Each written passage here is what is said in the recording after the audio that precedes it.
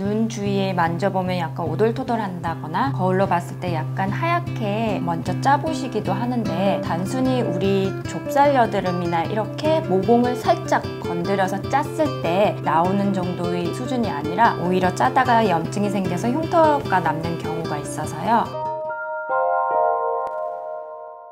안녕하세요. 피부과 전문의 서연이입니다. 오늘은 눈 주위에 만져보면 약간 오돌토돌한다거나 거울로 봤을 때 약간 하얗게 눈에 보기에는 약간 좁쌀 여드름처럼도 보이는데요. 그 병변은 바로 비립종이라고 합니다. 대부분 이렇게 보이시면 집에서 먼저 짜보시기도 하는데 오히려 짜다가 염증이 생겨서 흉터가 남는 경우가 있어서요. 비립종에 대해서 왜 생기는지, 생겼을 때 어떻게 치료해야 되는지, 이 비립종이 생기지 않게 하려면 어떻게 해야 되는지에 대해서 설명해 드리도록 하겠습니다.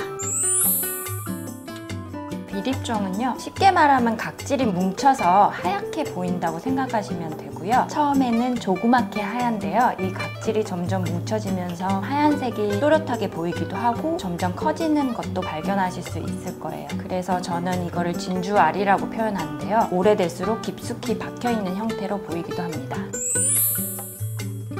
첫 번째는 마찰에 의해서 생깁니다. 우리 표피에는 각질층이란 게 있는데요, 얘네들이 마찰을 일으키게 되면 각질이 두껍게 쌓이는 경우가 있어요. 모공을 막아가지고 그게 안으로 뭉치면서 비립종이 생기는데요, 모든 사람이 그런 건 아니고 조금 이런 마찰에 약하신 분들이 있어서 그런 분들은 조금 비립종이 잘 생기는 면도 있고, 습관적으로 얼굴을 계속 만지시는 분들이 있어요. 그런 습관을 가지신 분들한테도 많이 생기는 경우가 있습니다. 비립종 같은 경우에는 전체 몸에 생기는 경우가 많지만 그 중에서도 가장 많이 생기는 부위는 눈가인데요. 그 이유 중에 하나는 이쪽 부분이 피부가 약하기도 해서 조금만 마찰을 일으켜도 각질이 쌓여서 비립종 형태로 나타나는 경우가 있습니다. 이 외에도 외부적인 요인에 의해서 피부가 벗겨지거나 다쳤을 때, 연고를 열심히 발랐는데 그 부위에 비립종이 생기는 경우가 있는데요, 그 이유도 피부가 다쳐서 재기 기능을 못할 때 연고라는 모공을 막을 수 있는 그 연고 제제가 비립종을 조금 유발하기도 하고, 피부 각질이 조금 쌓여서 그런 형태로도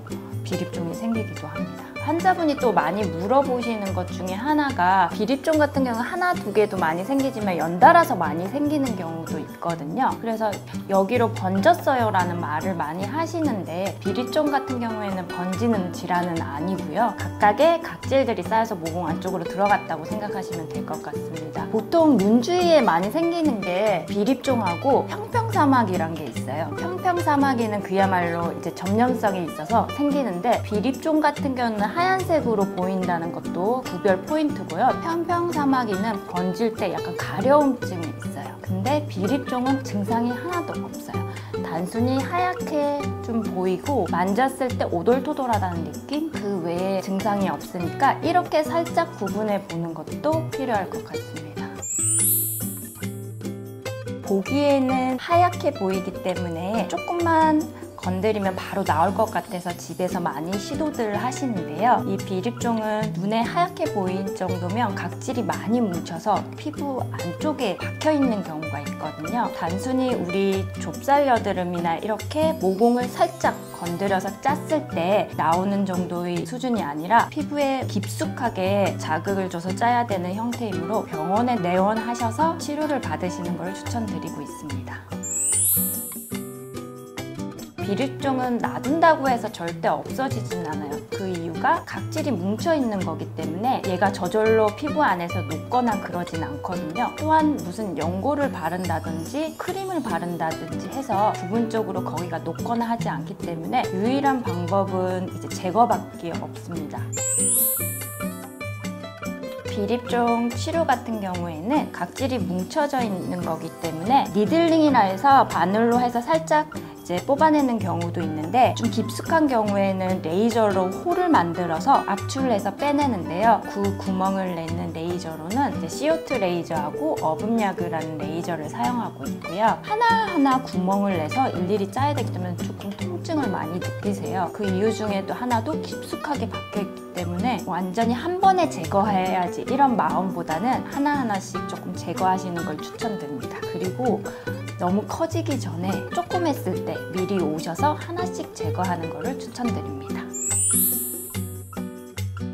첫 번째는 마찰을 최소화하는 게 매우 중요하고요. 너무 두꺼운 화장품이라든지 모공을 막는 화장품의 성분들은 조금 피하시는 게 도움이 되실 것 같습니다.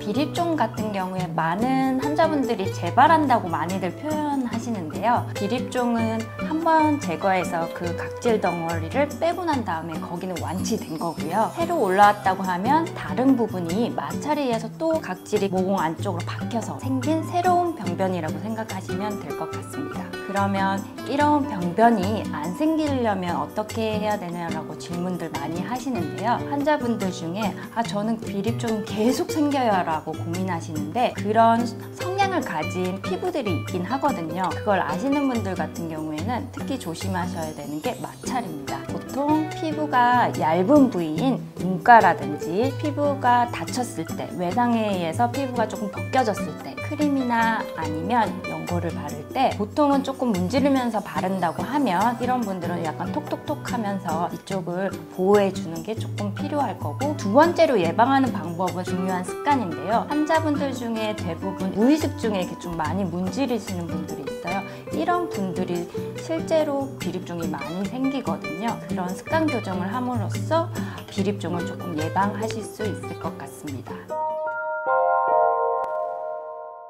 그래서 오늘은 비립종은 무엇이고 어떻게 치료하고 생기지 않게 예방하는 방법은 무엇인지에 대해서 설명해 드렸습니다. 다른 궁금한 점이 있으시거나 아니면 비립종에 대해서도 궁금한 점이 있으시면 아래 댓글 달아주시면 답변을 드리도록 하겠습니다. 지금까지 피부과 전문의 서연이었습니다. 감사합니다.